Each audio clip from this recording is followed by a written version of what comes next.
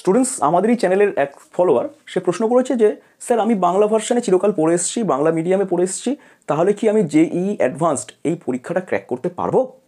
তো স্টুডেন্টস তোমাকে আমি বলে দিই যে এই ধরনের কম্পিটিটিভ এক্সাম ক্র্যাক করতে গেলে কোন মিডিয়াম থেকে বিলং করছো বা কোন ভার্সানে চিরকাল পড়ে এসছো এটা কিন্তু ফ্যাক্টর নয়।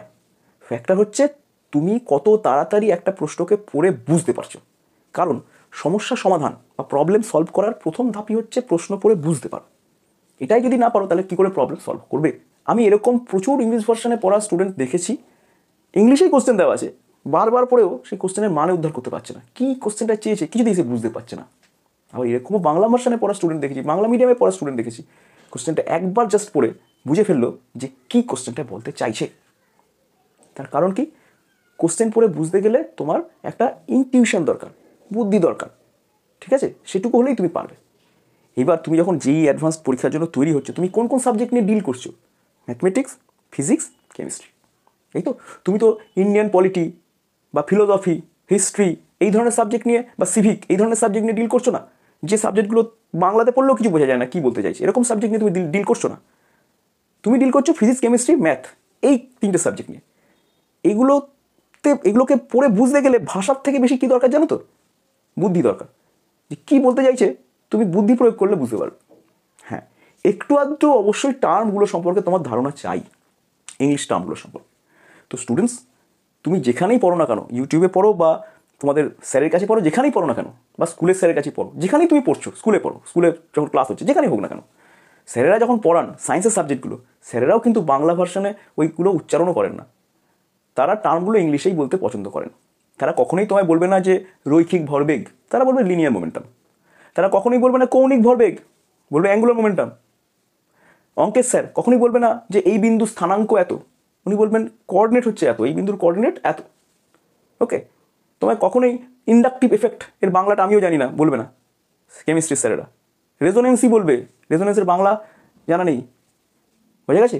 তাই এই ধরনের সাবজেক্টগুলো পড়তে গেলে ইংলিশ ভার্সান, বাংলা ভার্সান এসব নিয়ে ভেবোই না, ঠিক আছে? এই ভার্সান তোমাকে আটকাতে পারবে না। ওই কিওয়ার্ডগুলো মোটামুটি তোমরা পড়তে পড়তে সব জেনে যাবে, তখন কোনো ব্যাপার। তখন বাংলাতে বরঞ্চ কেউ তোমাকে প্রশ্ন করলে তুমি রেগে যাবে, হ্যাঁ স্যার কী বলছেন, কী সব রৈখিক ফৈকিক ভর্গে টর্গে বলছেন আপনি, স্যার ইংলিশে বলুন না স্যার, তাহলে বুঝতে সুবিধা হবে। ব্যাপারটা এইখানে গিয়ে দাঁড়াবে শেষ পর্যন্ত। এবার আসছে বইয়ের কথা, কোন কোন বই তুমি ফলো করবে বা কী ধরনের বই তুমি ফলো করবে।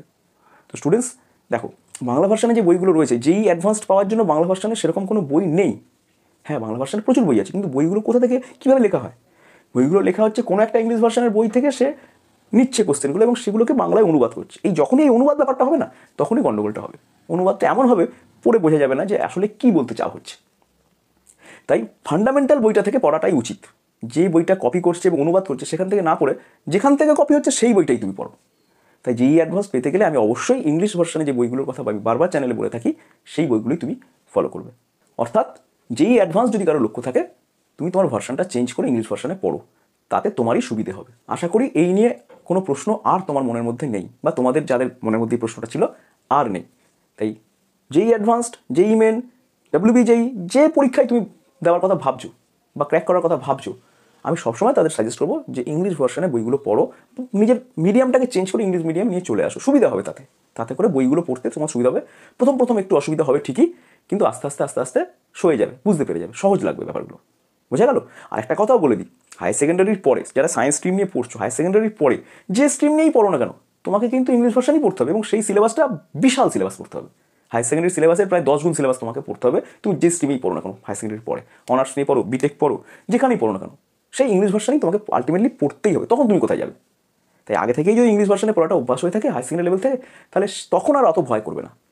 আশা করি বোঝাতে পারলাম। তাই স্টুডেন্টস বৃথা ভয় পেও না, মিডিয়াম নিয়ে, ভার্সান নিয়ে তোমরা নিজের মনের মতো করে আনন্দ করে পড়াশোনা শুরু করে দাও। আমার সাজেশন যে এই ধরনের কম্পিটিটিভ এক্সামগুলো যদি যারা দিচ্ছ তারা ভার্সানটা চেঞ্জ করলে ভালো হয়। যদি ভার্সান চেঞ্জ করতে না চাও, চুলোই যাক ভার্সান, বাংলা ভার্সানেই পড়ো, অসুবিধার কিচ্ছু হবে না। বাংলা ভার্সানে যারা পড়ে, বাংলা মিডিয়ামের স্টুডেন্টরা সকলেই ওই ইংলিশ ভার্সানগুলো বইগুলোই কেনে এবং ইংলিশ ভার্সানের বইগুলো পড়তে তাদের কোনো অসুবিধা হয় না। দিব্যি তারা পড়ে এবং ভালো বুঝতে পারে। অনেক ইংলিশ ভার্সানে বা ইংলিশ মিডিয়ামে পড়া ছাত্রছাত্রীদের থেকে বাংলা ভার্সানে, বাংলা মিডিয়ামে পড়া ছাত্রছাত্রীরা ভালো প্রশ্ন পড়ে বুঝতে পারে। এটা আমি নিজের চোখে দেখেছি। তো স্টুডেন্টস, বাংলা মিডিয়ামের ছেলে বলে নিজেকে হীনমন্যতায় ভোগার কোনো কারণ নেই। ওকে, তাই মনে জোরানো এবং পড়াশোনা শুরু করো। টাটা, দেখা হচ্ছে নেক্সট ভিডিওতে।